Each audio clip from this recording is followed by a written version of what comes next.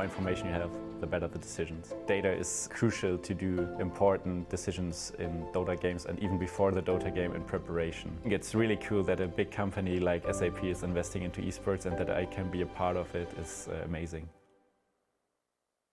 We talked about how important momentum could be for VG here at the arena for the first day, and they're going to be able to grab that momentum pretty convincingly against EG. And to break down everything that happened in our first game of the day, we have Gods and Black on the panel right now. And let's actually talk about this matchup, because one of the first things that we talked about when we were looking at these squads was the idea that you guys thought VG maybe had some weak team synergy at times throughout this tournament, weren't getting in there on the fights in time.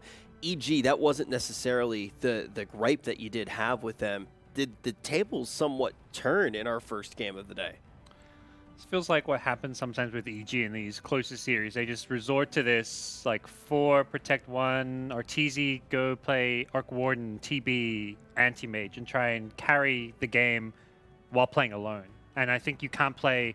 With your carry player can't be playing alone for the entire game when you're at this stage of the tournament.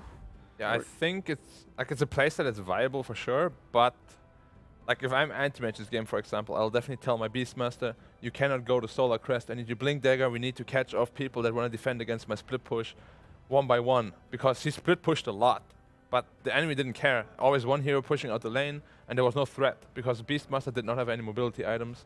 And it's just, in general, they looked really disconnected this game. It's like always Arteezy alone, and then the rest of the 4 defending base, like just fighting, skirmishes, you know? I mean, as a result, S4, he could have played with the AM. He took the other approach, which was also split push. He ends the game 0, 9, and 2. You're a Beastmaster. You're only involved in 2 kills the entire game. That's, you know, that's S4 just not really stepping up here. We talked about how he could be the weak link for EG, and it definitely showed here. And also, you said when we looked at S4, it was 0, 9, and 2 in this game, that he need to have a strong laning phase. That was something that you put a lot of pressure on. And also, we talked about how the AM was going to look in the early portions of the game. So with S4, I think it's pretty obvious when we look at the numbers, something went wrong there. When we talk about the AM in general, I think you guys liked this draft before we started the game, but AM, we've liked AM in drafts before, and then we watch the game and we don't necessarily like the AM. Black, how do you feel about this pick? I still think the AM could have actually easily carried this game if... I mean, AM can never just play alone, you know? You always need a threat on the map, which in this case was the Beastmaster, and they need to play together. Like, for example, he split pushes the tier 3 tower, one guy TPs in, Beastmaster blinks on the guy, raws him, AM blinks on him, he's just dead in 1 second. Nobody can even help him. And that didn't really happen this game. Like, the 4 of them stuck together all the time, while AM was just like split pushing, cutting waves and stuff. Sure, you can delay the game, but you're not going to win the game because your team just keeps dying. Yeah, to me, that's EG saying, we think we're the better team, so rather than fight you, let's just try and out-farm you, you know? Arteezy split pushing, S4 was split pushing, even Crit on his Tusk was playing alone in these side lanes. We're seeing, yeah, these highlights is just S4 getting picked off alone, Crit getting picked off alone, and it's not a good look for EG. You can't play like that against Vici Gaming. Maybe the Vici Gaming from the start of the tournament, because they did not look this solid, but, I mean, we're talking critically of EG, but Vici Gaming played incredibly well this game. Yeah, that was exactly what I wanted to bring up. Maybe EG, though, is saying, oh, the Vici that we saw, we can play like this. This is a style that will work, because this isn't the Vici Gaming that we know they have the potential to be. But as much as it is easy to be critical of EG right now, we have to look at what VG did right. What changed, Black? Why do they look so much more dominant here today than they did at the beginning of the tournament? I mean, it's hard to say. They always looked very unstable, and it just looks like they had like a really strong performance. Without seeing the next game, I can't judge them yet, because they've had these games in the past, and then the next game they would look really shaky again. Yeah. So just for their sake, I hope they found their confidence, they found their way to play the game, and they will just be consistent from this point on. Well, what in this game would you want to see again, right? You say that, yeah, maybe they looked a little bit unstable, but instability aside, you just look at this game as an isolated incident besides itself. VG's obviously doing something right. They play around the carry, you know, and partly is the drop, but, you know, we talked about how do Vici win games, play around Paparazzi, and this guy is on his jug. He dies once the whole game. He goes like 16-1. Fade, his Earth Spirit, I think to me, the standout player for most of the game, he was always playing around this jug. He was setting up kills, making plays all around the map. Vici Gaming were playing to win, whereas EG were just sitting back playing not to lose. And ultimately, I do want to ask just one more time, we talk about the draft. that cheeky little OD first pick comes out on the side of EG. We're liking the EG draft. Did you feel like EG did outclass them in the draft? I don't think either team came out of the draft with a massive edge. The first pick OD looked fine, to be honest. That was not the weak point in EG's game. It was much more the way they played the game, and I think just the way they didn't play together. Okay, cool. Yeah, Definitely. I actually think Sumail did super well. Like, he crushed his mid matchup. And I think that's pretty much the most positive thing I have to say about EG this game. Their laning phase was really good, but they didn't build on it. Rather, they got outplayed by VG after the laning phase. Yeah, that was the first thing I heard you say. We're getting ready, you know. I'm always kind of listening to what you guys are saying, writing down as much as I can to try to make sure that we bring it out onto the stream. And you were just like, man, I'm trying to find something good. And Sumail was the first thing that jumped to your mind. Now, we talk about VG getting momentum. We've talked about you playing on stages like this before. Black, is a win like that the type of win you need to get the crowd going, to get the adrenaline pumping, and to get into game number 2 and find your footing? Oh, for sure. It just, do they take it the right way? Because this kind of pressure can make you crumble down, or it can empower you. If they're the kind of players that get empowered by it, I just hope the next game they will show it, and they will just show the same kind of quality of Dota that we've seen now. Because this game, they looked like a proper tier 1 team. They looked like the team coordination was so good that I criticized before. The problem was non-existent. Draft was good, play was good. Pick some more Jug. I think Jug's been a bit overpicked, but for this team, it's a hero you're going to play around. So it makes you, when these super hard carries have maybe not looked as good on Vici Gaming, but Jug with Medusa, these two cores just complement each other so incredibly well. I have a feeling though EG is gonna go back to the first phase Terrorblade, and then the Jug already is not as good, because obviously VG banned out the Jug as well as the PA in the second phase, which are really good carries against the Jug. They ban this guy's Earth Spirit. He was fantastic. 90% kills, and I think more than anything what was most impressive was the itemization. Going for this fast Vlads when they have a 3-position Dazzle, they didn't have someone to buy it. He just rushes it, gets the BKB next, knowing that this big OD ulti combo is the one thing that can win EG a fight, and there was just nothing EG could do once those BKBs came out. How do you feel about itemization on the other side? When we look at EG and look at the items that they built, what did they say to you? And Black had some comments about Beastmaster not getting the Blink Dagger, I think. Feel? I mean, you have Oracle in your team, already a very big plus point for Blink Dagger, and of course, as I said before, the split pushing AM, he needs someone to accompany him. That would have been the Beastmaster in this game. And I like the Midas on the OD at first, but then in hindsight, you have the anti-mage already. Do you really want to go for another Midas on your OD? It's a bit iffy, but he had such a good start, so at the same time, it's very hard to say no. But what does the itemization broadcast to you as far as win condition? What are they thinking? How do they think the game is actually going to end? Because as we're talking on the desk, I just hear more and more they're playing not to lose, and they think maybe they're underestimating their opponent, playing with their food a little bit, hoping that they can get all the way to the late game and then win, being the better team. But did the itemization also tell us that that was what they were trying to do? Oh, absolutely. I mean, you're building a Midas on a hero when you have AM on the team. Your Beastmaster, instead of building a Blink Dagger, is building these Aura, Solar Crest, Vlad's type items. That just says we're just going to keep on farming for late game. Beastmaster's not looking to make plays. That's why he doesn't buy a Blink. OD's looking to keep farming. That's why you buy a Midas. So EG were never really looking to make plays in the early to mid game, and they thought they could get away with it. Vici Gaming were just way too good. Now, S4 obviously going to be one of the guys who is going to take maybe the most flack in a matchup like this with a stat line like 0, 9, and 2. Is that because of the itemization and what they're playing for, or does it go even deeper than that when we talk about what happened with S4? Black, what do you think? I think this game is mostly just item build. I mean, the AM and OD soak up so much of the map that he always had to farm in somewhat risky places on the enemy side of the map. And then when your own jungle becomes risky, he would be farming there instead. It's just because there is no safe place to farm. But that's exactly what I'm saying. He should have gotten the Blink Dagger, Blink, because... Yeah. Well, I think Blink or no Blink, you can still be making moves around the map, like getting a smoke, playing in the tree, sitting behind your AM. It always felt like AM's on one side, and then Beastmaster's over here pushing the other side of the map, and it was just like, well, if we keep all these lanes pushed, eventually we'll get to late game, and we win late game, right? We're EG, we're a great late game team. But S4, died 9 times. As we just point out, it was crit, split pushing and dying as well. Yeah, the AM wasn't dying, but AM couldn't carry that game on his own. You need other cores to do it with you. You can't just solo carry a game as anti-mage. Not against Dusa and Jug, at least. Was there a definitive moment where it went wrong? When you watch that game, do you go, okay, if one thing changed, maybe they would have been able to go for this later game. Maybe they would have been able to efficiently farm. Maybe they would have been able to take down VG. Man avoid at the Roche pit. You were upset they didn't man avoid the Dazzle. Oh yeah, You were calling for it. I was like, before they had this play with the anti-mage and OD, where they went to Roche pit with only 2 heroes, 2 versus 5, and I was like, man avoid the Dazzle, man avoid the Dazzle. After that OD ult, he's gonna have 0 mana out of, I don't know, I think he has like 1600, but he actually man avoided the Dusa, and everybody survived with like 300 health, who only had 900 mana.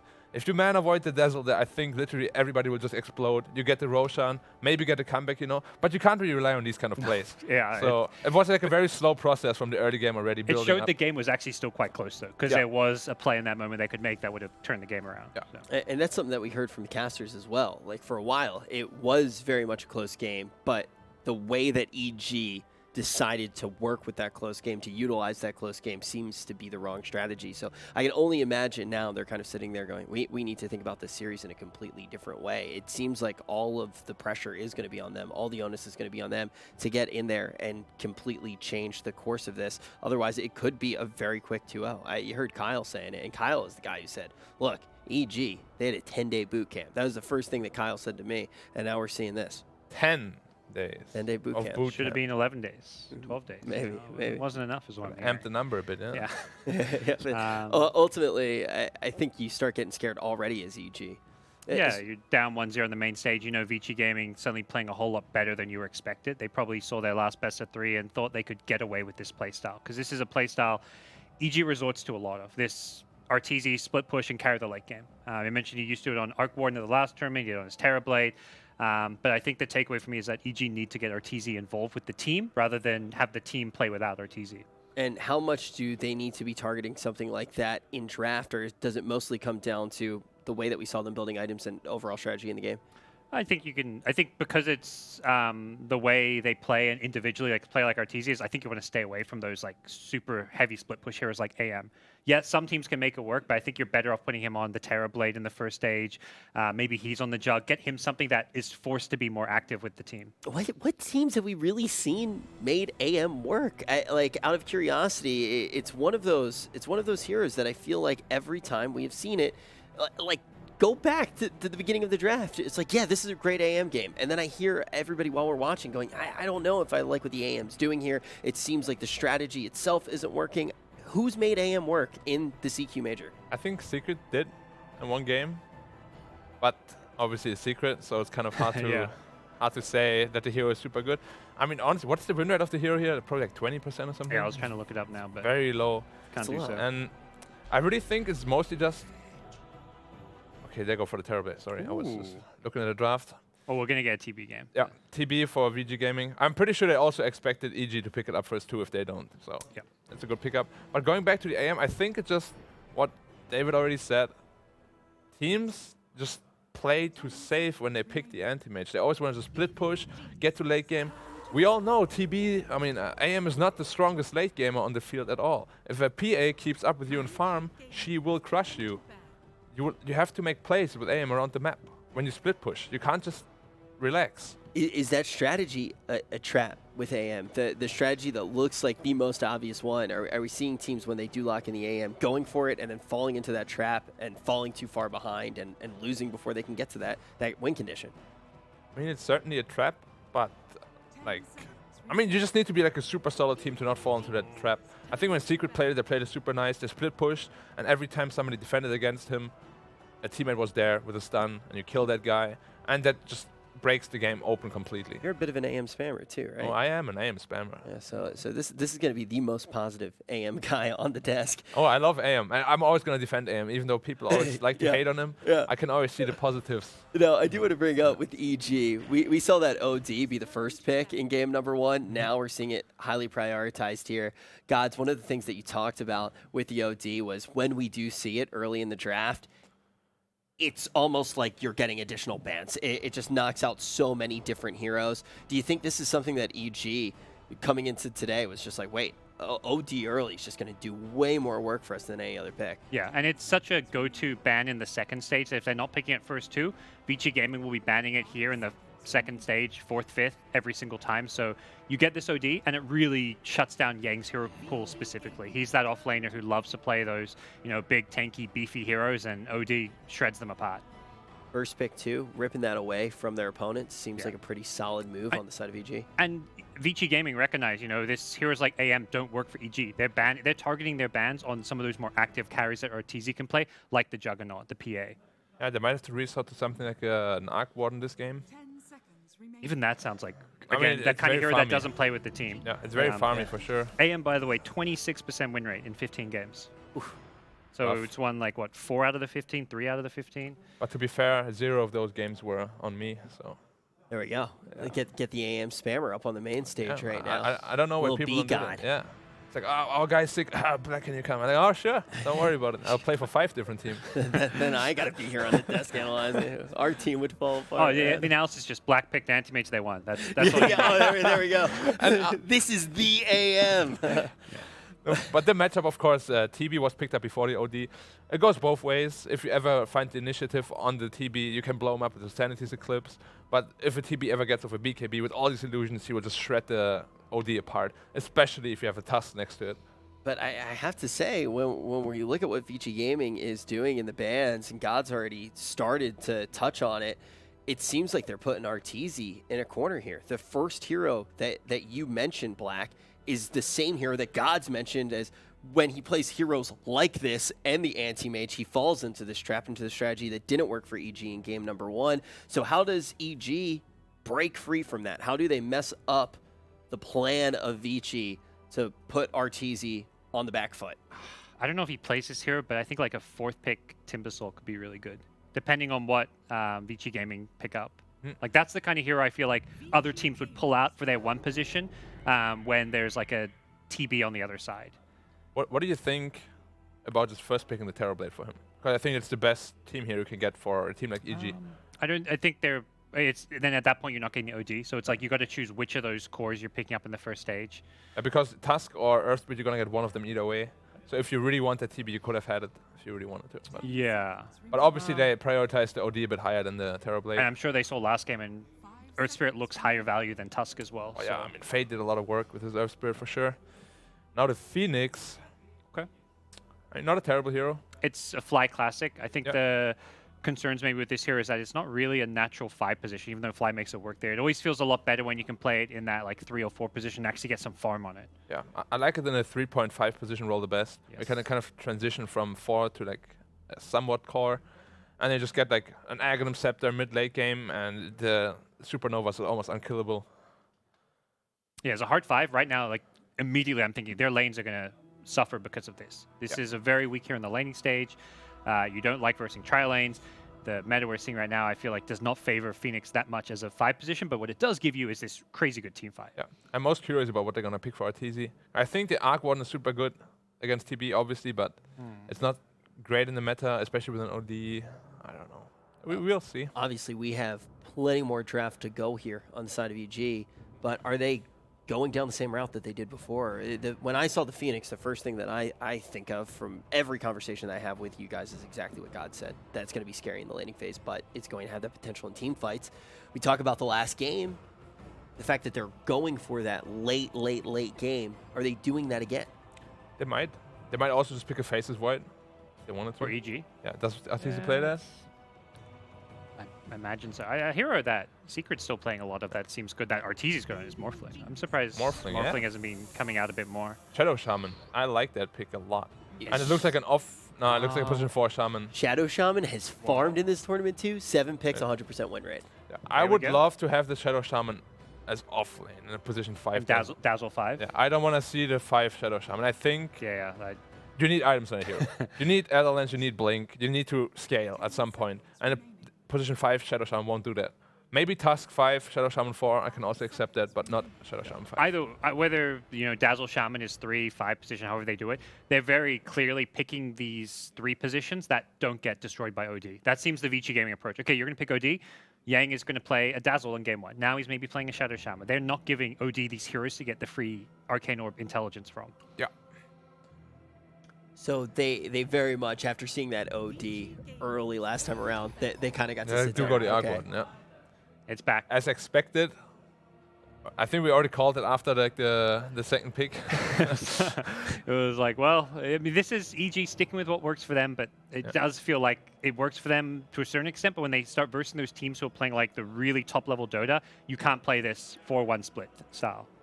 I mean, it's not a bad lineup at all. Like you can empower the OD quite a bit with the bubble, and laning stage shouldn't be too terrible. That can even help it, yeah. Against the TB Metamorph, you can get your OD in the bubble. That makes him a lot harder to kill. Though I say that if they do somehow get the TB versus Arc Warden lane matchup, this Arc Warden is going to suffer. You're the worst hero against TB in the whole game.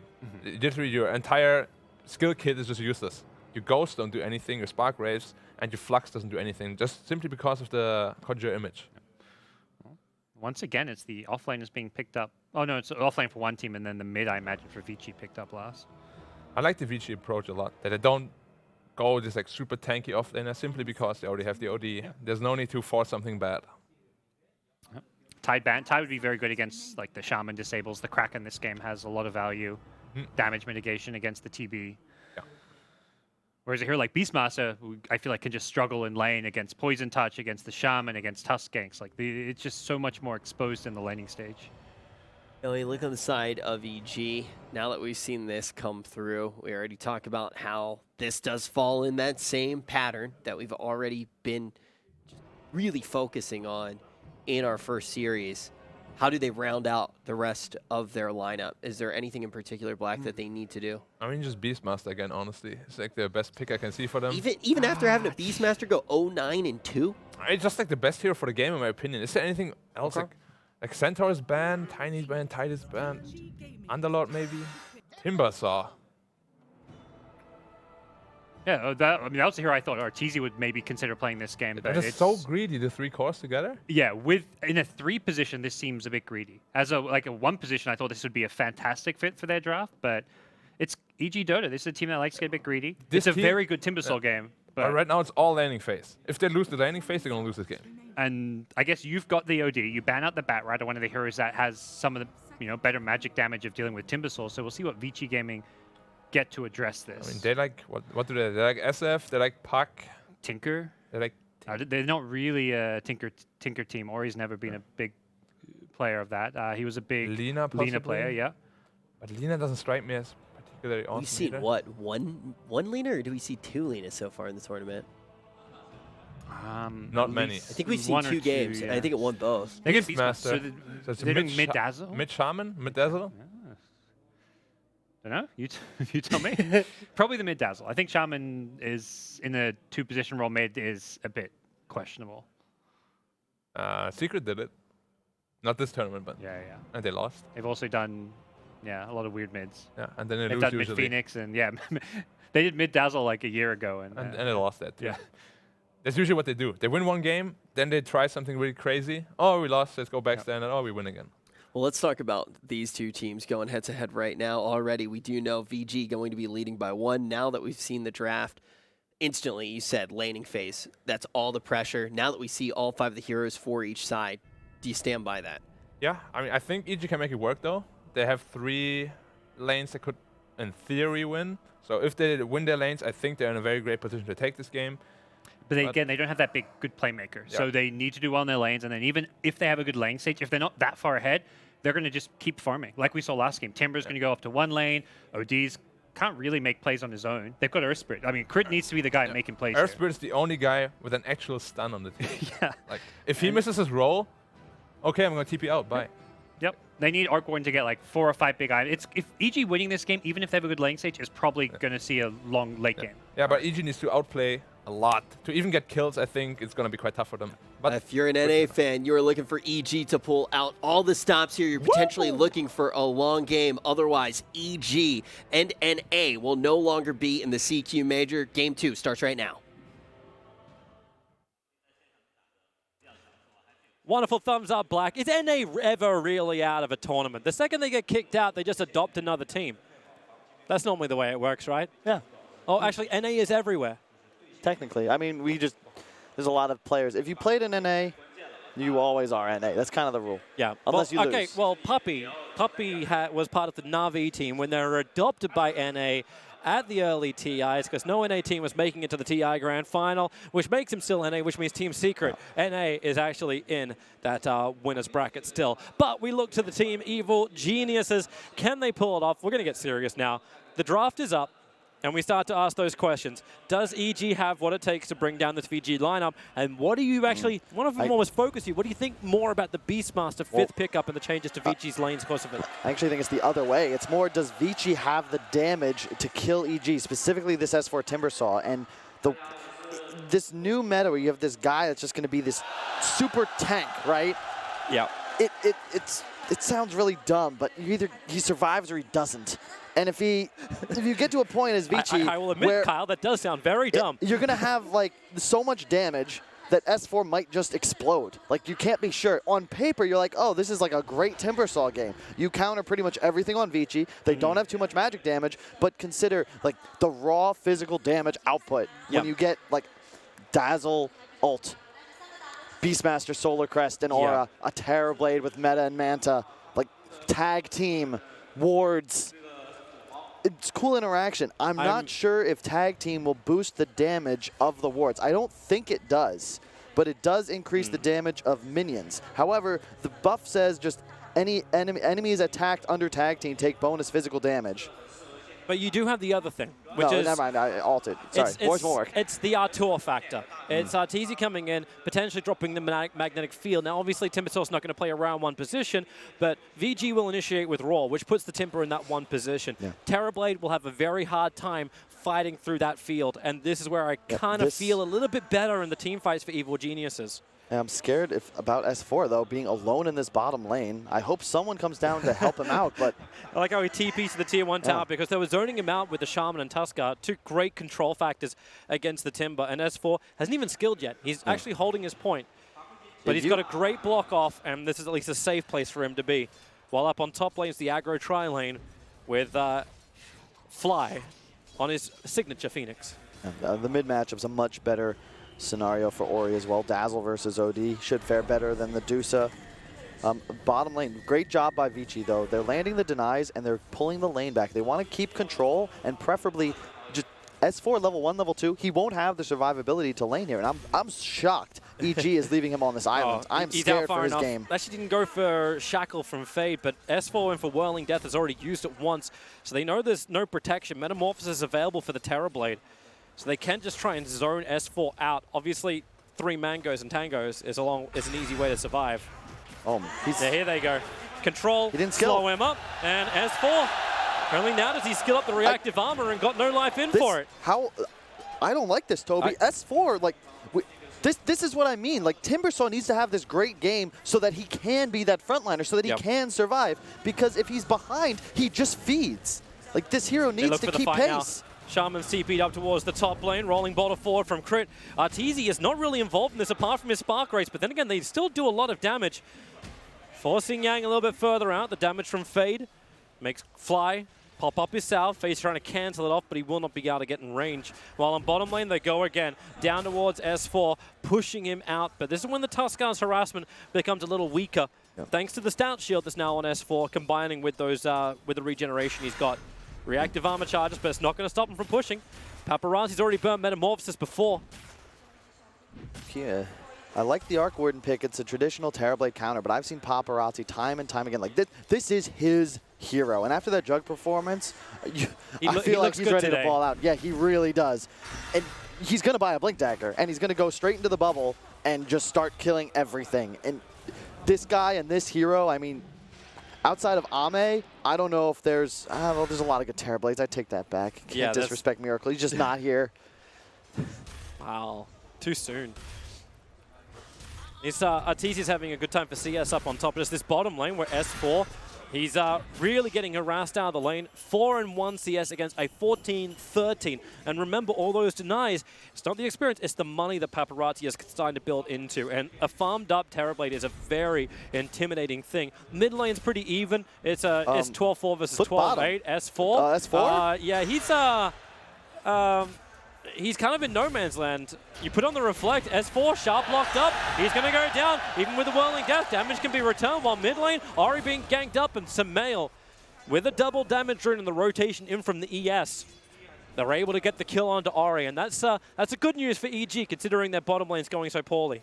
I'm scared. I am so scared after watching the game S4 played previously. Like, I wanted to see him get enabled. I hate when your offlaner is in a position like this where, like Timber, so he's all about his own game. He doesn't impact his teammates' performance. Like, he's not going to buy any aura items, so maybe a Crimson Guard, but... Hey, like, you tell that to Ice, Ice, Ice. True. Yeah, Beastmaster up top, like, not having the greatest game, but still 10 CS. Like, he's keeping pace with his own mid laner. Yep. At bottom lane, they're going to go again. Tag team up, S4, the second Tuskar comes back into the lane. They just beat to S4, no Timber Chain leveled up. He turns around, do as much damage as he can, understanding that death is there. But do you rotate? How long can Fly stand up on this top lane and try and keep the Beastmaster down? They at least get Yang to TP out, so maybe Fly can move and change the balance, the equilibrium of this bottom lane. Look at Crit. Oh, perfect Hex. Cancel the rolling boulder out. Tuskar wants to get involved as well. Crit is such a low cooldown. He wants to be denied up by the Dragons, but it won't happen. Fade with the haste rune is just so quick on the rotation, and they want to keep it going. They want to attack into Sumail, but there's no creep wave to do so. The support duo of Vici is just so strong. Even at level 2, they offer so much damage output. 79 damage on the Shadow Shaman, and this is a level 2 tag team. Like, they're going to be able to kill anybody they find isolated in the jungle. They place a nice ward. They're just camping Sumail right now. They're going to push the wave in with Dazzle. TP. He's in trouble. TP's arriving. Crit's in the tree line. Of course, they didn't actually see him around the corner, so Crit can get a really good kick, slowing down DY underneath the tower. Sumail's already started off with Sandy's Eclipse and needs more support. Here comes Fly with the sprites, but Sumail's already dead. The supports need to get something more out of this, but they are. But it's the VG supports. Fade, hit by the sprite once again, wants to move back up. Yep. He won't burn out from this, and they're going to get an efficiency shrine. It only just came up, and all three heroes together, back to full. This is the, Phoenix, one of Fly's signature heroes, but a bit out of the meta just because it's low damage and weak in this initial laning phase. Once you hit 6, all of a sudden you do become a force, but the counter initiation, TP support, just you don't feel his presence just yet. Yep. And bottom lane, it's S4, he gets a little bit of space. He's now level 4. He's doing all right. Really, if this was the old ES, I would have felt like that counter gank in mid would have worked really, really well for EG, but this is the new one. You want a rolling boulder in, you get a kick, it's still only connected on one, and they're moving in once more. Another offensive Astral, that means he's isolated. Yep, Sumail, shards fly forward, Crit's nearby, so if they want to dive this, it will be dangerous for VG Gaming. But by doing so, they open up the runes. It's an arcane rune for Ori. But hey, one upside, S4 can now finally get farm on the bottom lane. But there may be a counter, which is Fly, having to jump away from Ori, not to mention the Hex. Rolling boulder coming in, Fly underneath the shrine, the kick in from Crit. They're catching up to Shadow Shaman, working with Sumail. The orb attacks won't be enough, so Fly's base damage will do the rest of it. Pretty even game thus far. Lanes, like CS is near identical, just a few more kills going the way of Vici Gaming. They want to kill off S4. They really want to make sure that this Timber has no effect. No Observer Ward in the lane. They realize with the Dire Observer Ward, there's no way for S4 to jump back out. He's got Timber Chain available, but the Shackles, the Hexes, the control factors, he can't even get through it. Stunned up with a short-range snowball, so the Timber Chain never even had any effect. This is the Timber. This is the problem with Timber in this sort of game where, yeah, like you're tanky, you're huge, but if that's your game. Trouble for Crit. He's gonna be okay. Then again, there's a lot of bad juju onto the Earth Spirit, combining with the Poison Touch. He's dropping low. Sumail will buy him a little bit of time, imprison him up, and that will save his life. Beta's gonna, or DY is gonna do a little hunting, but Crit wisely just gonna go all the way back to base. Tread's finished up on Sumail. Beastmaster's gonna have Roar quite soon, and then all of a sudden this Tusk Rasta have another lane they can go start playing in. Fly wants to initiate up on top, but he's underneath a Beastmaster Hawk. He actually walked all the way over to put down an Observer Ward next to the VG Gaming Shrine. Now the jump in, DY, they knew he was there. The kick is nice from Crit, but once again VG are able to get the kill. Roar is available, but doesn't want to commit it. They already got the core. And just the intimidation of Roar is going to stop that kind of counter gank coming in from EG. Yeah, Arc Warden, another relatively weak early game hero. The support duo of EG doesn't come online until they have their They're chasing Sumail. Hex is out. Shackles available. TP's coming in. Have they got enough? It's Arteezy to TP forward. And the Eclipse! Fade! Lose your life. Sumail able to combo up. He'll get both of these kills, and that was much needed for the mid of EG. And not just that, that gives Arteezy a bit of assist gold. He's got a Midas in 30 gold. So yeah, he does go down, but he's free farming. This is a free farm Arc Warden. He's going to start accelerating like mad. And Paparazzi, once again, is in this position where this is he's going to be playing aggressive. And I love when TBs are active. And we saw that Jug game. Like, that's how Papa's going to play this. But is this game a little different? Like, you talk about game 1, Paparazzi getting a lot of this early farm. But Ori doesn't have something like a Dusa. This time around, he's playing the Dazzle. So you don't have this big tank to actually stand in the fights with him. It's just a different game concept. They're going to try and kill top lane. Arc Warden, the Fly comes forward. Fly, what can he do to actually stop him? Trying to sprite up so the damage output's slower. They sit inside the bubble, but so is the Roar. Now maybe with the hit from Samael, Shaman keeps it controlled. Now they break free, and VG Gaming bit off a lot more than they can chew. DY on the run. Crit, no rolling boulder forward. And maybe Fly, is there a jump? Can they get anything else? No, they can't. Crit wants to stay with it. He goes for the kick. The damage output, the stick charges bring it back up. Arteezy dies in the meantime to Ori. He died to the tick of the Shadow Poison. They kept chasing and he kept getting that up? No, I can't believe it did that much damage. Nah, it's 7 times 52. It's a level 4 Shadow Poison. Now Crit's in trouble. Samael turns around for the fight, does not have Eclipse available, and the shards, it won't block him in. Not a lot the Fly can really do to help out. He's still a level 4 Phoenix 10 minutes into the game, but they're battling for these 10-minute runes too. Yeah, and I love Paparazzi. He's unnoticed, but he's just been pulling with illusions towards himself. They're coming up. They've got the Beastmaster Hawk. They want to try and get involved. Tusker. Okay, up against S4. S4, oh my god, did he need this? A kill, even just for the experience, puts Fly up.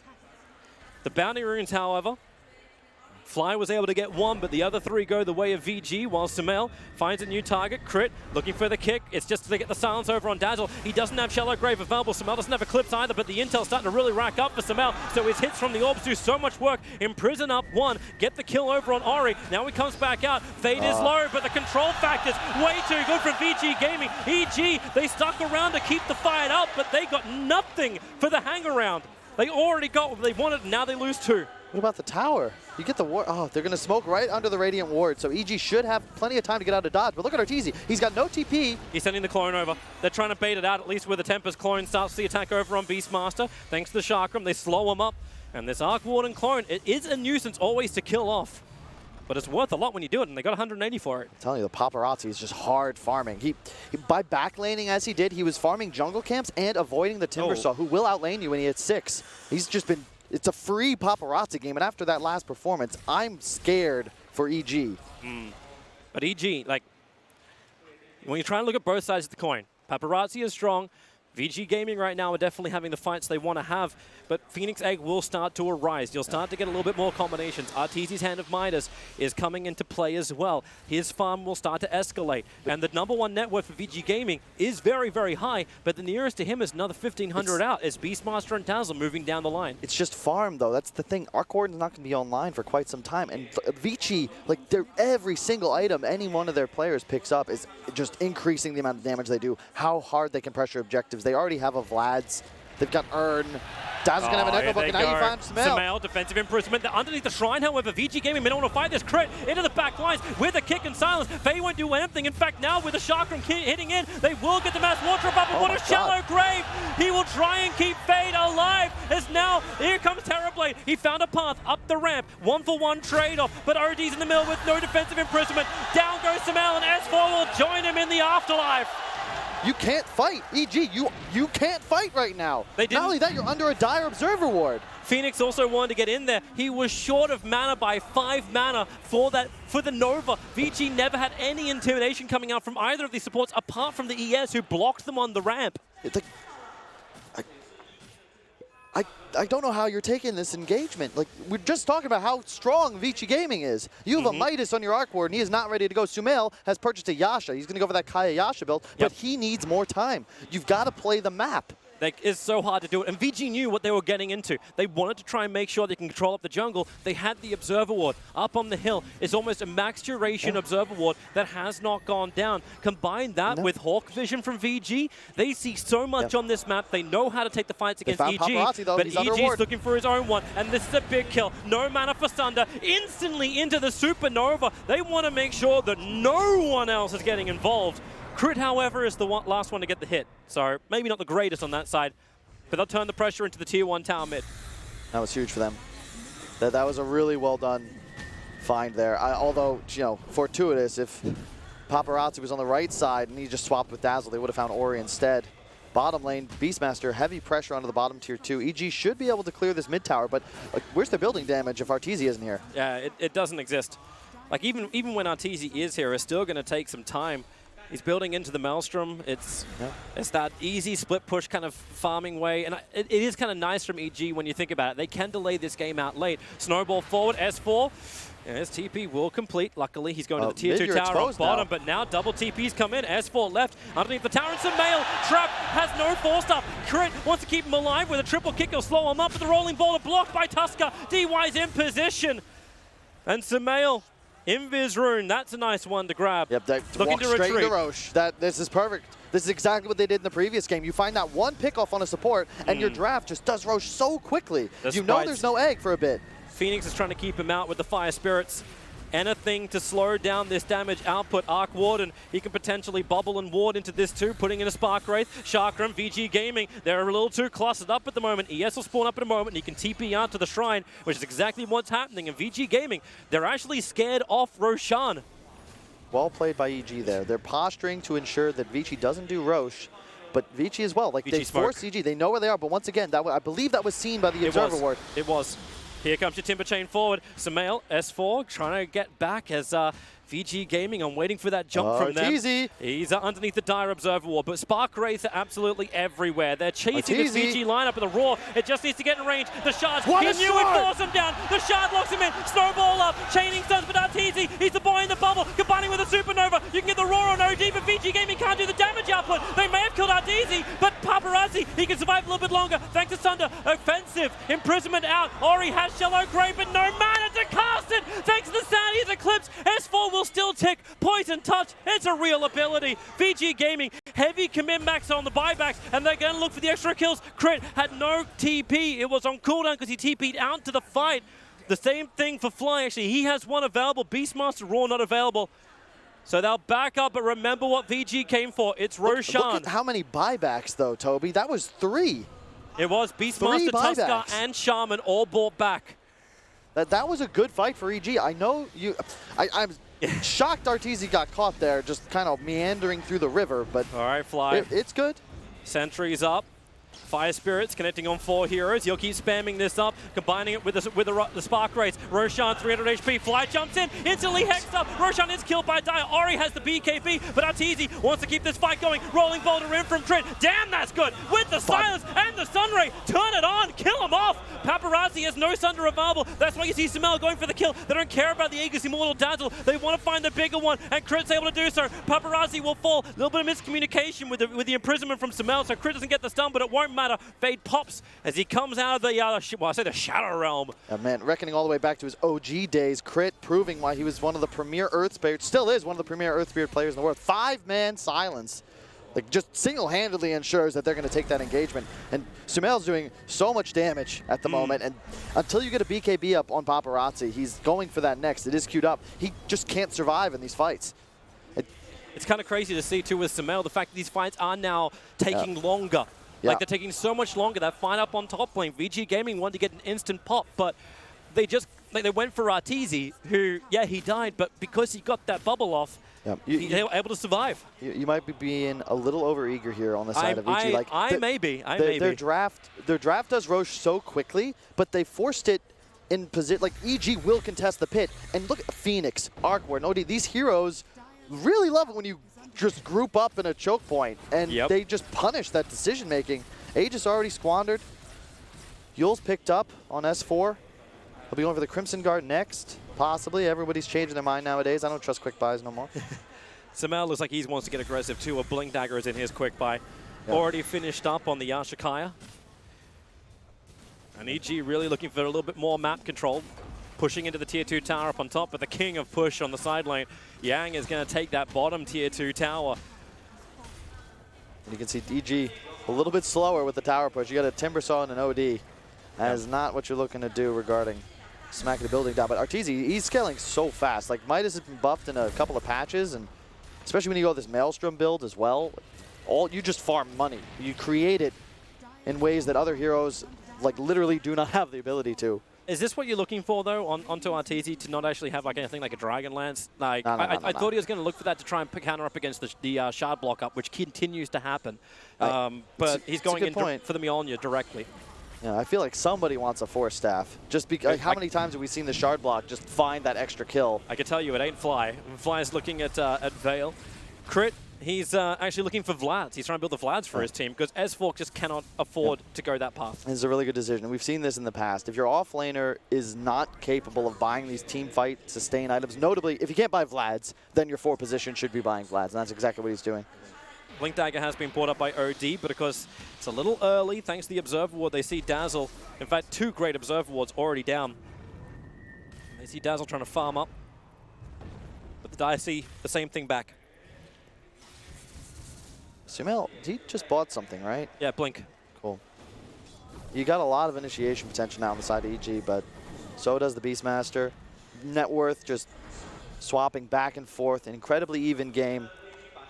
It just, your concern as an EG fan is the amount of building damage Vici threatens. So sure, it's even, but they need one fight. And you're going to lose Arax, you're going to lose Roche too. Like, they just eat your base. Probably another reason too why the next item of priority for Arteezy is the BTs. He needs that clone to start doing the split push. Makes it more effective across the map. But more importantly, moments like this, like Arteezy wants to be farming up, but look at the bottom lane. There's 2 waves of creeps pushing into the tier 3 tower. The momentum that VG begin, EG don't seem to have a quick and easy way to counter it. And it's not like their supports are any good at cleaning up the side lanes. Probably see a passive game. Roche can respawn in 4 minutes, still a ways away. And don't see any huge engagement taking place. I like this new that. pickup from DY. Like, he's the big saving grace. He's the snowball save. Has a Blink Dagger now. It's a difficult game for that Fade, to be effective. Mid lane, looks for the jump in. Mass Serpent Wards and Raw pops him. So quickly, Arteezy drops. And VG were happy just to throw everything at him. Surprised he got caught there, but that's the threat of the Blink Dagger. He's under his tier 2 tower, and all the vision from both sides is on the northern side of the map. He just doesn't see anyone coming in. And the wards, because they're in range of the tower, this is even more effective for VG. This is the advantage Vici's lineup has. They can play with a lot more pace. They have a lot more catch and reach. On the side of VG, it's all crit. The fight they won confidently, that was when he just hit his spells on the entire enemy team. Yep. Vici, you've got 3 heroes that can all hunt independently, and even Dazzle, sure, he's not going to be like in on these ganks, but he's constantly shoving waves and applying pressure, trying to limit the amount of vision and creep momentum that EG have around the map. Looking at their warding, they've got that a couple of really nice wards. I like this one on the bottom shrine area for EG. It was just placed by Fade earlier, and now he's hunting. Maybe you find crit here. It looks like DY will retreat towards the top side. Still feels like as this clock ticks, is VG Gaming, like, it feels like their lineup is going to drop off a lot harder than EG's will. 21, it just feels like it. Like, you got a late game Arc Warden, OD's building up. Okay, we're not going to say that the Timbersaw is going to get any better. You do have, you know, the Phoenix may seem a lot stronger once you see it get bubbled. And then all of a sudden, how do you kill this supernova? That is it's true. a really cool combination, Arc Warden Phoenix. I think OG were the pioneers of that way back when, probably when Fly was playing for them. VG, coming down the bottom lane. DD on Paparazzi. Yeah, they're coming up. EG's not ready for this. They got fortification to buy some time to reset, but watch those TP scrolls. Looks like everyone has them available to come back to the base. Timbersaw with the Shark and try to slow things down, but he needs a tree to go out to. Sunray, he does not survive. He's standing way too close to the flames. The bubble will come in. This will protect the tower from the Mouse Serpent Wards. They can clean this up. A Beastmaster, Raw, another target. Sumail on the front line. Hello? Such an obvious target to go for. He'll have to buy back if they want to defend this. A double damage Terrorblade under the protection of BKB.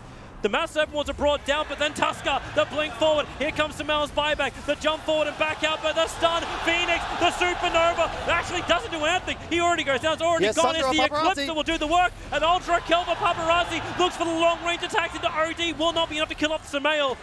The Terrorblade starts his TP, rolling boulder forward. Then I'll cancel it. Terrorblade, he kind of wants to fight this one against Crit. The stuns, the imprisonment. Means the crit stun will not be able to connect. The Sunray does nothing. Samel's damage. The shallow grave from Ori!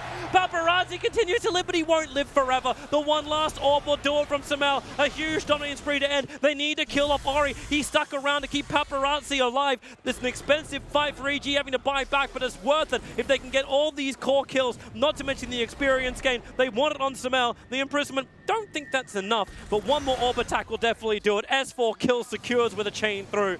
And VG Gaming, they don't even take the tier 3 tower. Still, they look crisp. I mean, perhaps a bit of an overextension. They do force the buybacks, which opens up a huge win condition. If you kill Sumail now, he's dead for so long that you're going to be you're going to take 1 Rax at least. Yep. And this also means that this next critical Roche engagement, which is going to take place, we'll find out in just a moment. Roche may respawn in 7 seconds. But man, Vici, like, they're playing to win this game, Toby. And EG just got caught napping in the base a little bit. Yes, they win that engagement. Yep. But I hate to watch people die in ways where you're just, like, you know they're going to do this. It's the place you stand in. They had the sentry ward down, so at least they knew the VG Gaming didn't have an observe ward looking at them. But VG, the creep wave comes up, and then you can look at them. And the jump came. The Beastmaster, the Tusker, these blink daggers from them made the initiation onto EG. I don't know if it was surprising or not, but it was definitely effective. Yeah. Next fight may be a little bit more difficult. Samel completes up his BKB. He can stand a lot stronger in the fights. And Arteezy, with the BTs available, now enables this split push from Evil Genius. They can relieve some pressure, but VG are coming again. They still don't have a Force Staff yet. It's Arteezy's next item. Yep. Sure, you have a BKB on Sumail, but Roar pierces BKB. The shards are going to trap you in regardless, and Terrorblade is chunking you. They need a repositioner, and they're not going to rely on ES to do it. Bounty runes at least come in. It's a 2-2 side. Dazzle being, he's not being chased. In fact, it looks like EG are very uncertain about everything they want. Games like this make me want to play Dota. Just like ditch the cast and just go Q. No. It's just so much fun. Like, stay. Don't cinder in me. EG, I fear for them just because they're in this defensive footing. I like watching EG play a lot more when they're the ones that can actually get aggressive, but this just feels like they're buying time. And Sumail in the base, he can't die here. You got to be careful. He feels close. Terrorblade can just turn on Reflect. There's your Hex. You got no way to get him out. The Shackles control. He cannot BKB. Down goes Sumail. Turn on the Magnetize. You can get a revenge onto the Shaman. S4. Okay. Maybe Sumail's death won't be in vain. Paparazzi on the run. Remember, he's still got Sunder available. Yang's the neighborhood crit. Jumps forward, but there's your Sunder. Paparazzi gets the target. A Raw follow up the bubble. Protecting crit, but DY initiates him with a snowball. They're doing heavy damage, but crit still alive through all of this. He'll walk up the hill. Finally, he goes down. The Supernova's in range. Yang, he's ticking out, cannot survive. Arteezy is the one to find the kill, but they didn't get the one they really wanted. They wanted Paparazzi, but EG, man, they're like sharks. They sense blood in the water, but there's harpoons from VG to strike back. And they just double buyback and go to Roche. This is the downside. Once Sumail dies, like, he's dead for forever. And really, the support duo of VG is keeping them in this game. The cores keep getting caught napping, and Crit just consistently comes through with huge, just every spell. Yep.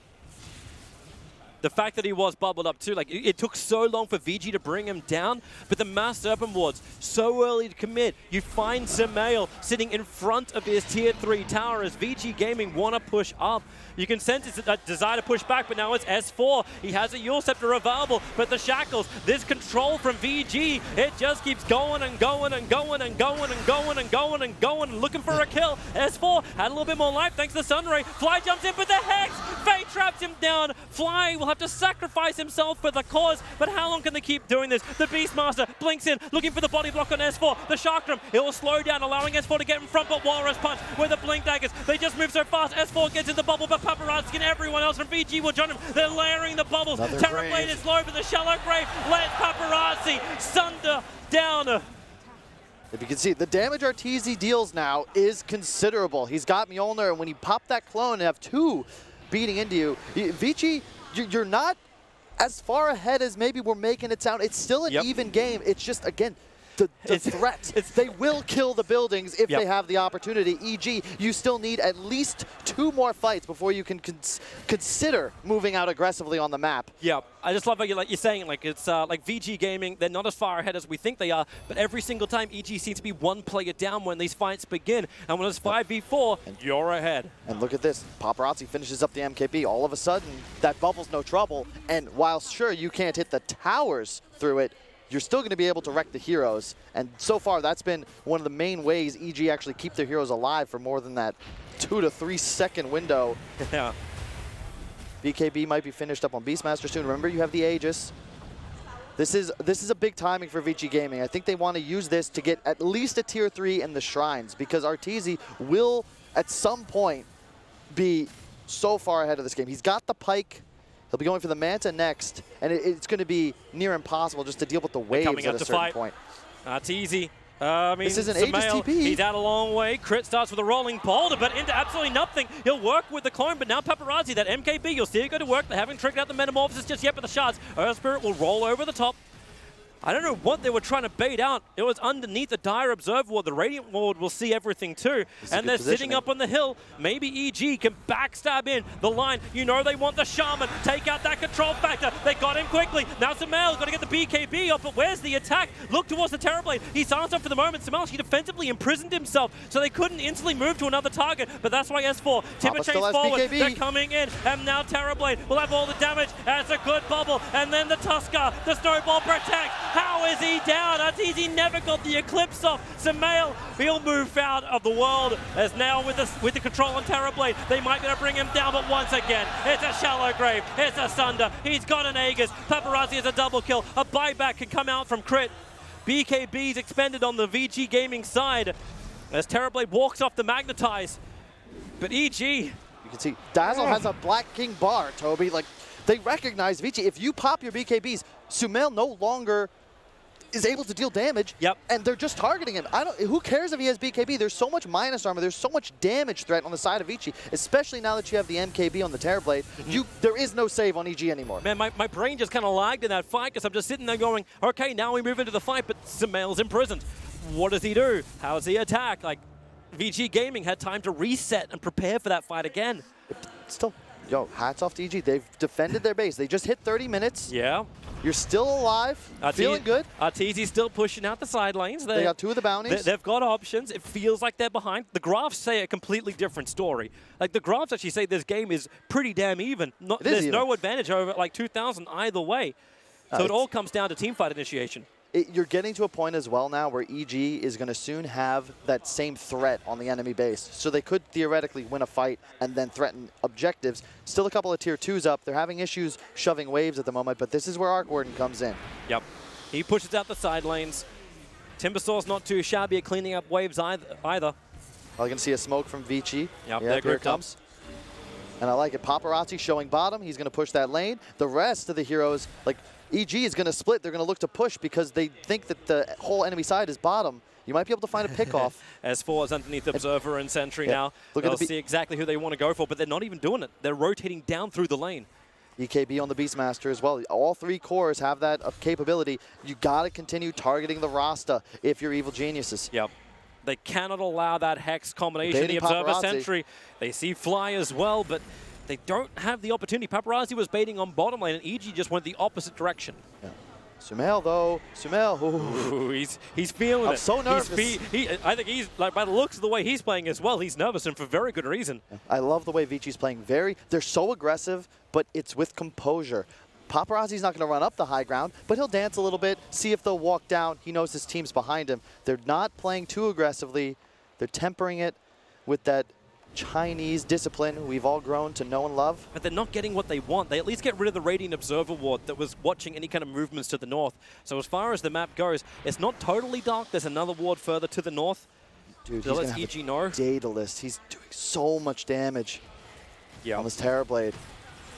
At the same time, though, I'm also looking at the MKB almost completed for Arteezy. So his damage output's also starting to increase. The buybacks are now available for 4 heroes of EG. Crit's the only one who doesn't have one. So still defending high ground is possible because look towards top lane. Arteezy, he bubbles up, and VG Gaming. This is what I was really worried about. This is why I was concerned about VG Gaming's late game. How do they deal with this side lane pressure quick enough they can actually stop a clone? Because as the clones get stronger, you have to commit more and more heroes to defend. It's going to be about cutting creep waves. They're doing a great job. They're always shoving out 2, but that's the power of Arc Warden. And that's the before, Arteezy could push waves, but now he's threatening the buildings. That's the key. And you've got to be concerned about that 3rd wave because, again, he could just be bots and TP, you know, you can use both now. So he could bring both of his hero and his clone to a lane and then still be back in time to defend, applying tons of pressure and forcing Vici into a tough decision. Like, do you defend? Do you TP one out? Because now, all of a sudden, there's 5 EG heroes chasing you out of their own base. Interesting dire scan. They actually scan on top of Roshan, even though like he may respawn. He's not at his spawn timing yet. S4 finds a target. Going to be Ori burning that BKB, now down to 8 seconds. This is more and more problematic as time goes on. These BKBs are so essential to have long duration against the OD. Yeah. EG still have another smoke, I'm glad, because smoking before Roche, like if you establish vision, it's cool, but they weren't able to get a ward up with that. And this is the danger. Vici just have so much map control. They have the vision advantage. They're consistently shoving waves. They're getting more creative with their Observer Ward too. The D ward that came in from Fly only took out the Sentry. It didn't actually get the dire Observer Ward watching that top lane. It's going to come down to which team has the supports with the most impact in the fights. So far, both duos doing incredibly well. On bottom lane, Tier 1 tower, the clone pushed in hard enough that this will go down to the creep wave. VG Gaming in the meantime hunting up on the northern side. They de-warded, so EG are aware and they move to the east. They're all under vision, though. This is just dodge and evade. In fact, the creep wave didn't kill the Tier 1 tower on bottom. It's got 57 HP, but this doesn't stop S4 from creep skipping out the mid. But they're so deep in. Crit has an invis rune at least, but... They have a gem as well on the Beastmaster. This is huge for the map control of Vici Gaming. There's no vision now on the Radiant side. DY is going to find him. Crit's nearby. Does he want to help out? It's like, sorry, S4. You're dead, bro. 4 heroes together. He'll still tank through a lot. Defensive Yule Scepter might be able to buy some more time as the Roar is out, and they do bring him down. I don't know if the Roar was necessary. I think that actually overlapped the Shackle duration. He did not expect it to be quite so long, but that is level 20. He did talent it. And that's the power of the Rasta. If you find anyone isolated with your damage nearby, even if it's a Timbersaw, they're going to go down. Look bottom. Earth Spirit in trouble. Yep. They'll be fine. TP out. He's okay. It's up on the top lane where Tusker initiates in over on Fly. One charge is available. Hex is there. Shaman in range. The Mass Servant wants, well, he can push it, but he's still shackled. The Blink Dagger on Shaman just lets him close the distance, not to mention increase the distance with the Ether Lens. Shaman is so damn scary for any hero of EG that gets caught out. Arteezy looking for some revenge, also looking for a Midas use. So this is a double reason he's pushing out like this. Wants the damage into the Shaman, who does have a hard time surviving through it. Lucky for EG, though. The Roche is not active. Means they should still have time to mount a defense, but it will be a difficult engagement. You've got to bait out these BKBs and somehow find a way to keep Sumail alive through the Roar. That's a hard ask. It's not like he got an Oracle or a Dazzle sitting right behind him. The Graves have been on point as well. I mean, a core Dazzle, I think you don't really expect that spell to be as useful just because, you know, usually core is a little more selfish than us supports, but how many times he kept Papa alive? A lot. There's no real way to answer it. He's going to get the Grave off, and who cares if a Timber's tanky when you can just swap HP pools? Oh, keep your eyes on Roshan. He is now respawned. VG Gaming looking towards the pit with the Necro box, and they want to try and fight it. They're just going to camp the high ground. They have a vision advantage, and they know EG is going to have to run up here and contest. Look at S4. He's a little exposed. Yeah, already the initiation comes in. S4 takes a lot to kill off. Arteezy going to bubble him up, and now Crit jumps in to the backlines, gets the magnetize off. It's good damage, not to mention the Sandy's Eclipse. Tusker's practically dead. Phoenix can eat a Supernova by the time for Fly. Icarus dive away. Supernova's a very long way away from the fight, but smells BKB. Now worn off, but the intel stolen up to 16. He hits hard, but Shaman shackles him. Maybe with the Sunray, they forced up him away, not to mention the Yule Scepter from S4. He'll try and get the cancel. Move forward. Terrorblade, no Sunder available, but he has the cheese up. Another rolling baller from Crit. On no light, the Sunder and the cheese. He's actually got the Sunder off cooldown in just a couple of seconds time, but now the jump away. DY, he's on the run. Sumail can't believe he's still alive throughout this entire fight, but he's able to do so. Terrorblade down, no buyback available. No one started Roshan, but EG is still in damage control in their lanes. Dude, everyone on the side of Vici except Paparazzi bought back, and I bet that's just because he doesn't have one. 7K gold lead all of a sudden for EG. What a fight. Crit again, dude. Oh my god. Like, S4 with a huge shackle interrupt to ensure he saves his core, but Crit is just somehow still alive throughout these fights, consistently landing spells on everyone. Like, 4 buybacks from VG Gaming in that fight. Everyone but the Terrorblade bought back. I just said that. You did. I'm sorry, dude. It's okay, buddy. I was It's a lying. long day. It's a sick game. It's tough to get to. I'm not going to use those excuses. Does EG do the Roche fast enough? They have an Arc Warden, so Well- obviously that's a help. But look at that. They've got Vision up. While They Terra- have the gem. While Terrablaze down, you just go for it. DY, he's thinking about a jump. We've seen many Aegis snatches. The Beastmaster Hawk gives him the information. The balls are down. DY is ready for the jump. And here she comes. In they go. Yang gets the Mass Serpent Wars down. Roshan, Aegis Immortal was snatched by Sumail. That means the kill goes the way of the dire side. But OD dying to the northern side. They do bring him down. But the other attack is onto Beastmaster. The team fight control is gone for VG Gaming. He's dead for so long. And they need the kill onto Dazzle. The BKB will protect him long enough to complete the TP away to safety. But it won't be enough for DY. Spun up in the air. He actually picked up the refresher shot. And The the snowball cheese. comes over towards Arteezy. Can he even What? get the kill? No, push away. Snowball back in. Arteezy protected in the bubble. And down goes the Tusker. 2 heroes dead for a minute and a half. What a play. I mean, the balls on this kid, DY, one of the newer players in the scene, pops the refresher to try and finish off Arteezy instead of making what now in hindsight looks like the better play of just handing it over to his Terrorblade on respawn. That Aegis is now just, no one gets anything. I think there's a cheese still up on the Tusk. A mad dash to grab, like I didn't even see these items dropped in the pit. It was pretty messy. The second the Shaman Wards went down, the Shards as well, it got pretty tight. But Evo Geniuses, for the first time in a long time, feel like they can push. And they're coming to the Tier 2 tower in mid. The creep wave will arrive with them. While Artur handles the side lanes. And they have the damage now. Arteezy, he's finished a Hex, he's 6 slotted. Sumail now with the Aegis and the Shiva's completed. They're pushing up. Arteezy will TP in. Fortification trying to buy a little bit more time. Terrorblade has Metamorphosis available, so he's ready to fight. But Arteezy puts the bubble down back behind the towers, trying to keep Ori a little bit further away. The Hex is out. That's from Arteezy. But remember, that ain't, well, okay. Yeah, it's only the clone. Send in the clones. You don't mind if they die. Tier 3 tower will finally drop. Do they want to hang around? 15 seconds before the 2 supports are up. No Mass Serpent Ward. Still have Metamorphosis. The side lanes look fine. They're looking to finish up the melee racks.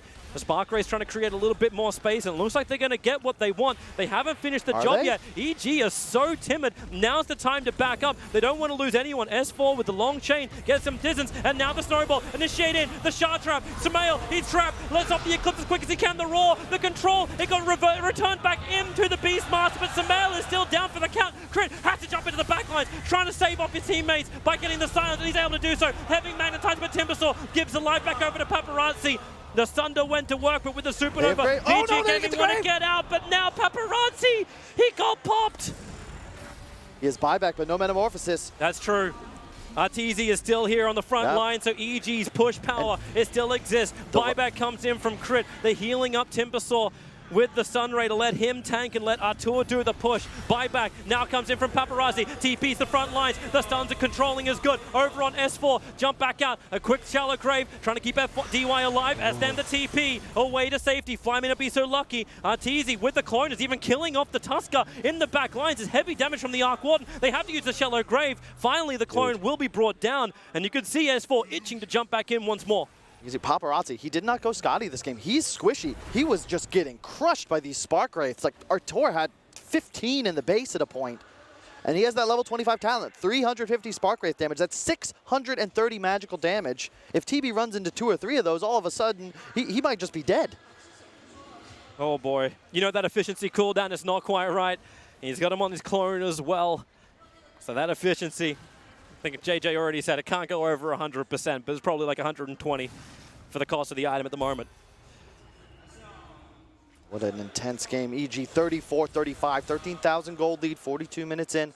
This goes back, you know, Vici, their timing was around that second Roche. Now we're past the third. We're going to be playing for a fourth pretty soon.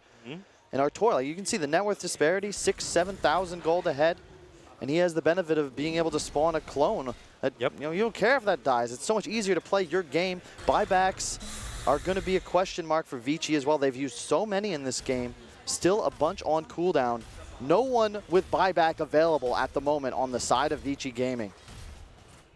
Very problematic if EG have enough confidence to push up high ground.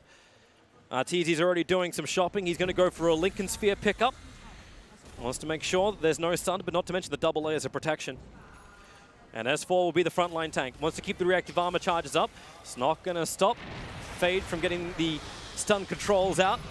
But S4 for once feels confidence. Lotus Orb plus the Crimson Guard. Yep. They can tank through so much, and then they'll let the clones do the work, even pushing forward. The Arc Ward and clone into the back lines, trying to do some extra damage. Top lane is pushing in the meantime by the Beastmaster, but EG, they're focusing on getting the second lane of Rax down. But they may want to back up. Yang is pushing real quick, and the TP's already coming in from S4. They're actually TPing over to a shrine. I think Arteezy wants the kill over on the Beastmaster. Maybe possible to do. Hex out, watch this damage start to appear. And a quick BKB and TP away to safety. They cannot get through this. It's all about the supports. Crit, no buyback. If I'm Vici, I've got to kill this orange player. Crit has made so much space. Like, certainly my MVP of this game. Yep. And he's got Vlad's Solar Crest. He's quite tanky, but he's rolling himself into positions that can be exploited. It's all about the Roster Earth Spirit relationship, though. You're gonna have a BKB on Roster eventually. He's working towards matters. it. They kind of need to win some fights before he'll have the cash for it. Look at what's queued up by Paparazzi. They are having some slight damage issues, but you pick up a Rapier, all of a sudden you might fix some of those. Artur finishes his Daedalus. He's truly 6-slotted now. Could theoretically buy a, you could drop boots, you could get a Moon Shard, but you know, this is good enough. DD top. Beautiful for a Terrorblade, but only if he gets the fight. EG look to be obliging. They're pushing into the bottom lane once again. S4 to be the front line tank, but it's in the mid lane. That's only an Arteezy clone. It's not the real one, so you'll do heavy damage. And Vici Gaming, look how hard they're actually fighting this clone, while bottom lane, the whole rack is being taken.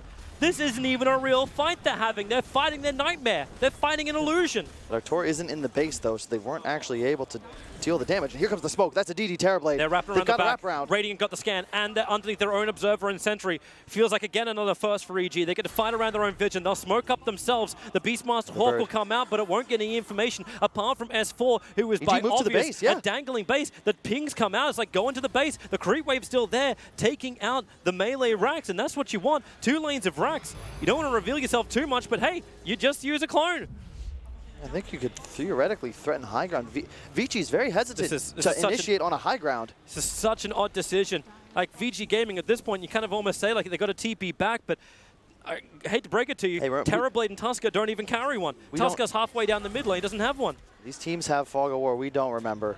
That's true. Both teams very calculating, very timid, neither one. EG, they rotate in, they kill off the Dire Courier. Observer and Sentry get them vision inside the Dire base, but here's the move from behind. Beastmaster, Tusker, and Terrorblade all look for a target. It's Arteezy trying to TP out under them all. Maybe they can get control, and they've got him. Arteezy will drop, S4 will follow too. Vici Gaming, they found their angle of attack, and they're moving targets. Earth Spirit, Crit, remember how you won the fight for everyone? Now Crit's gonna go down, 105 seconds down. No buyback available, as you said, and they may find more.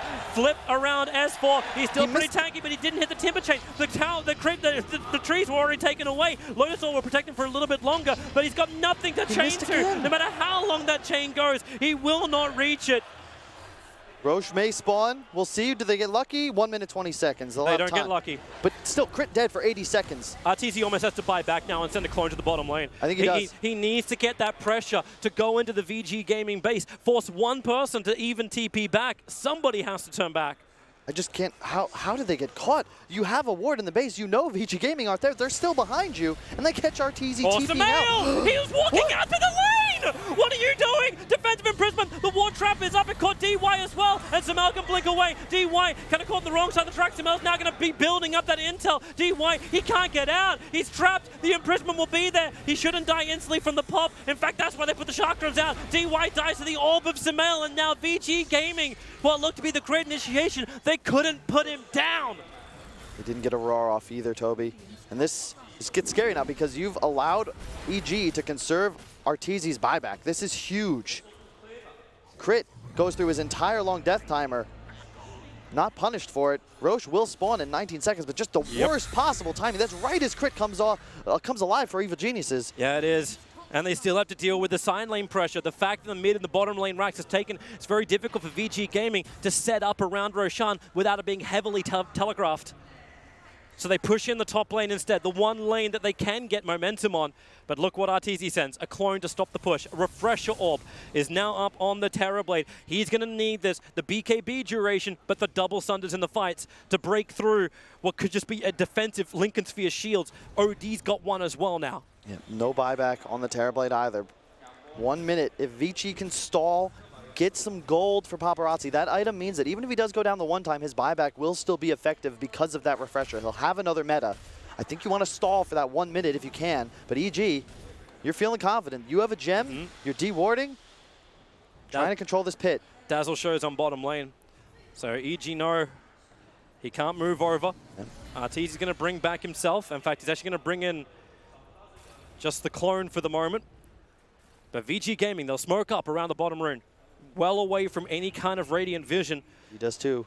Yeah, they do, and they want to move up. They know there's an observer in Sentry, but thanks to Spark Race, they know no one from VG Gaming is standing on the hill. But how many times does VG Gaming do this? Wrap in around the backlines, look for the supports. Fly will be the one to reveal. Oh, no. Smoke breaks, snowball in. They'll find the Roar. They turn around. The Mass Serpent Wards are committed. It's all on Fly, who has buyback available. So EG, they stay waiting up on the dire side of the river. The Creep Wave's going to push in for them anyway. So they use the Arc Ward and Clone just to be the front liner, trying to bait out a reaction from EG. S4, that's a little bit too far in. Hits the Ancient Prowlers. He's trapped up. He can't even chain back down. The Hex will interrupt him. Needs to have a defensive imprisonment or something with Sumail. He jumps forward. They are targeting the Shaman, but Dazzle, he gets the Shallow Grave off. OD can survive. The Sunrise giving him the life, and they're moving farther away, but now Sumail is down. Buyback has to come in. The Magnetizer's good. Tuskar's gone. Shaman will buy back in. Crit, Ghost Scepter saves it from Paparazzi, and the Eclipse. It hits so well. The BKBs came too late. Sunder, they're almost the same life. Supernova is down. Double kill for Paparazzi. Terrorblade must die. Terrorblade must die. But Terrorblade refuses to die. Paparazzi stands his ground against the Artur clones. The real Arteezy on the run, but a shot will kill him off. Arteezy is buyback. He will have to commit it as they're all dying off. S4 trapped up. Here comes Crit. Rolling boulder forward. Creates in space and let Artur fight once more, but they cannot die to Paparazzi. He still has the Metamorphosis up and running. It's got a long duration. Same with a Shackle. Here comes S4 looking for the Shaman. There'll be a dieback on him if he does go down. The Glimmer Cape protects him, but they know exactly where he is. And he comes. 3 heroes down for VG Gaming. Terrorblade must move back out now. Bounty Rune up, but the creep waves are pushed in. EG can go for Roshan. They can take the 4th Roshan of this amazing second game. A hell of a DD rune to spawn as well for Arteezy. No heroes dead have buyback currently. I cannot believe Crit somehow stayed alive during that entire engagement. I know I've been praising him all game, but like, he's their only real son, and somehow... Look, they give him the refresher shot. It's like, hey, dude, can you give us 2 Magnetizers in the game? My God. What a game so far, though. So many tense moments. Sumail, You could feel it in VG Gaming. Ori burned his BKB as he's walking back to the fountain. They're feeling the pressure. VG Gaming, 2 lanes of racks down. At least they're 1 game up. It could force a decider if VG Gaming do lose, but Evil Geniuses, they are being tried and tested by VG Gaming, and man, Paparazzi is such a raid boss. He needs to finish this rapier. Yeah, you could see, if he was doing a rapier's more damage in that engagement, I think it was done, right? He's finding a few more kills and possibly this GG. 5,000 gold, the only thing that separates these two teams at 51 minutes. EG versus VG Gaming, 40-43. You can feel the tension in the arena. Even the fans so excited to cheer on their hometown favorites, but yet I feel like even the viewers at home got to be at the edge of their seats. Yeah, this is hard. It's the decision making. Let's just cool. Let's calm it down. Let's calm it down for a second, Kyle. VG Gaming, they're 2 lanes of racks down. We'll have a little bit of Carly. Yeah, let's calm it down. So we've got a little bit of time. Thank you very much for the pause. So VG, you're 2 lanes of racks down. You're being very heavily pressured on all sides by the Arc Warden. How do you deal with this but still get the fight that you're looking for? It's a good question. It's a very good question, Toby. Oh, well, it's tough. Like, I want to see the game to be able to answer this properly. It's going to come down to the supports. You can see that when Rasta is out of the engagement, like EG, the moment he revealed himself, like it looks like S4's out of position, but he's like a bloodhound. He finds their prey. The Rasta has revealed himself, and all of a sudden there's 3 BKB heroes right on top of him. I think that's what you've got to look to do if you're EG. On the side of Vici, the deal with Crit, he's got double evasion now. I love this. He's got the Solar Crest and he's got an extra Talisman of Evasion. He'll be going for Halberd, I'm sure, Yep. plus the Ghost Scepter. Like, he's so God. defensive. Like, you want to target him, but he's got so many tools to ensure he stays alive. I'm imagining the nightmare for Paparazzi. Halberd after the BKB wears off, and he's actually not buying the Rapier. He poured a Moon Shard instead and consumed it very quickly. I think he still feels he needs to have the Refresher Orb in Well, there, and he's not to trade out his treads. It's also, he's all in if he goes Rapier, and that removes the whole point of his Refresher. And he wants to have that buyback and ensure that he's able to come back and buy. But this is the key item. Finally, the Rasta BKB. All of a sudden, you're going to be able to cast those incredibly long shackles with no real fear of being interrupted. And it's specifically that OD. How do you save an OD who gets shackled for 10 seconds? They don't have an Ags on Earth Spirit, which is really the only thing that they could use to save him through that, just 100 to 0 disable. You're right. You've got to take into account that plus 3 seconds on the shackle duration. So he's actually at 8 seconds now. Oh, boy. DD on Terrorblade for a bit. EG's looking to come up towards the top lane. Terrorblade, yeah, you're right. He has DD. He'll wear off now. You almost kind of want to see him hold on to a bottle so he's able to have that at the right time. Remember, though, neither of the damage-dealing cores of EG have buyback. Neither Arteezy nor Sumail. You got to be playing a little safe. And you can even see Arteezy is in the fountain. He has made up his mind. I will not be dying in this game any longer. Hey, guys, my clone will be doing all the fighting for me. I'm sorry. You can talk to my guys. I'll talk to your guys, and my guys will do the farming for me. The bot's in. Remember, EG does have that 2 racks advantage. They only need 1 more for Megas. And while you do have a Terrorblade, Vici will struggle. Mega creeps, obviously. The Mega implies a pretty big advantage.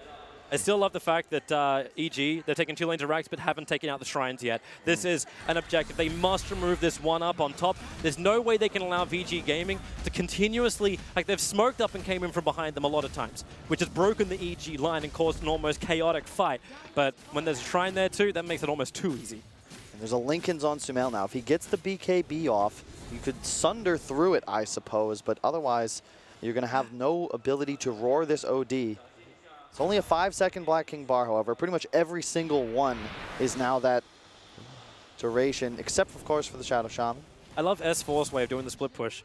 Plus 1,400 timber chain range. When you were looking at that fight in mid lane, you're like, man, he can't timber chain to the other side of his river. He actually can. That's why the chain missed.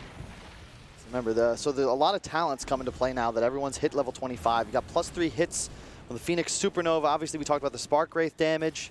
OD now gets a ton of spell life steal, so a huge hammer could potentially take him all the way up to full health. Ooh. And do you actually like the Spark? And really important, Crit did go for the Geomagnetic Grip can target allies, so he will be able to pull people away from danger. Hey, who needs a 4-star? Remember when that used to just be built into the hero? Yeah. A level 25 talent was just standard? Those were the days. And now you've actually got to make choices. I don't like this matter at all. But yeah, the fact that you've got that, it'll go with really the only 1 4-star which is on the field, which is in the form of the Hurricane Pike on OD. And also, we didn't notice, Papa went Metamorph attack range, not Sunder cooldown. Really? So he will be able to attack from like a mountain away. I suppose in the team fights you've already got your Refresher Orb, right? So your Sunder cooldown is nothing anyway. An interesting choice, especially when you're up against like a Lotus Orb. It's difficult to get good Sunders off in a game like this. I don't mind the decision. Shiva's picked up on the Dazzle. He'll be going for a Dagon next. I love it. These clones just continuously adding the pressure. Bubble up, mop up the creep waves. Beastmaster's trying to get some push out the side. He's going for Refresher Orb as well. So you'll have double Aghanim's Roars available. That's great control against heroes like Sumail, who want to be able to just continuously pop off everything they've got. Also, interesting to note for the OD, he does have that Refresher Shard, but it's sitting in the backpack. It's not sitting in his inventory. So there's no double Sanity's Eclipses just to destroy VG once he builds up some mana. But the Lincoln Sphere, obviously, a higher priority. You'll probably, trade it out with the BKB? Something like that. I think you got to keep the Lincolns on Sumail. It's too good. Yep. It's the roar. Like, you can't get roared and just die. And that's what will happen. That is going to be your target. Like it's got like BKB, swap the shard in, trigger the shard, swap the BKB back in. And that's still probably going to be like a 10-second duration when you won't have that BKB stats. Cool to see a lot of gold saved up on heroes. Crit, they're jumping out. They're looking for the initiation. Earth Spirit caught out. S4's in the neighborhood. Mass Serpent Wards are down. But Crit trapped for the moment. He can be pushed out, but they're waiting. Defensive imprisonment. They are really just battling around the rule. And now the Lotus Orb will protect him at least from the Shaman, who didn't BKB. So he got cancelled off pretty quickly. And they turn the opposite direction. The Supernova is down. Terrablade's in trouble. He's trying to walk off. The BKB's there, but the stun. The Lotus Orb, he doesn't sunder anything. He's got more, however. Refresher Orb is still available for the Terrorblade, so we can continue to fight. But look to bottom lane. S4 found a target. It's the Beastmaster. No Roar to save him. The Chakram is doing all the work. Another Shallow Grave. That'll be even better, but OD is building up this intelligence. He's got the Soundy's Eclipse ready to drop with the BKB protection. Up the hill and away. He's so low, Sumail. No life whatsoever to work with. He'll drop the Eclipse, taking off the mana. It was the TP forward from the Beastmaster. He's That's a dead forever. dieback as well. Paparazzi, he's burned the Refresher Orb. He'll get back up to safety, and they're looking to chase. S4 looking for a Eurostep the target. Anyone will do. They see Tusker in the tree line. He'll chain through, but Tusker blinks away to safety. EG now potentially top lane of Rax. That's what they want. The tier 4 towers are being pinged out. Toby. Beastmaster is dead. He is gone for 2 minutes. They'll force the fight. Crit, however, not a healthy man. Sumail, he went all the way back to base, but now he'll TP forward. He'll rejoin the fight at full life. The flip, the toss, the Sunray is already out. Crit will stay alive. Tusker, thanks to Shallow Grave, will have the same thing, but the second he comes out of the imprisonment, he'll end up popping. They're already moving to the next target, DY. There goes your pop, but they want the bigger one. They're looking for the backlines. They're looking for Terrorblade. That's who Sumail is on the Eclipse. With 44 stolen intel, GG is called as the moon falls on VG's head. Evil Geniuses forces into a deciding game. It's lower bracket, it's elimination, it's a major, and EG, they want to do this lower bracket run. VG Gaming make it real hard though. Wow, and you can feel the air has just been sucked out of this arena. What a game. What an incredible match. EG, that's the EG fighting spirit we've come to expect. They're in the losers bracket, a pretty dismal performance in game 1. They're against the ropes in game 2, one mistake away from potentially exiting this major, and yet somehow in 58 minutes they pull out this win. Like, what a game. What an incredible game. So many scenarios with buybacks were a problem. Roche, God, there's just too much to discuss. We have a game 3 as well. Yep. I just want to give massive props. His score may not look great with a 5-12-31, but Crit, what an absolute player. He made so much space for this Evil Genius lineup to finally come online. EG, they found their cause on the front line so many times, potentially going to be picked off from VG Gaming, but eventually it became the raid boss. It became Paparazzi to bring down, and that looked so damn hard. Man. The initiations were just always there from VG. Shaman, where was the answer? It came 55 minutes into the game. It was the Lotus Orbs that were also there to stop. If that Sunder went off on mid, we could be still inside the game. There's so much to break down, really. I love 45-44, poetic. EG gained that advantage in kills just before they get the GG out. I don't really know what to say. That was fun. That was fun. That's why I love being the Dota, I guess not player anymore, but personality. You get to tune in and enjoy a treat like that. So grab a drink. Stretch your legs. Yeah, I got my beverage around here somewhere. Yeah, we got one more to do for at least for us. I cannot wait to see it. Evil Geniuses versus VG Gaming. Can EG push through the lower bracket? Can VG, the team who didn't look that fantastic in this tournament, who have stepped up in game 1, step up in game 2 and 3? Can they go the whole distance? We'll find out after the break.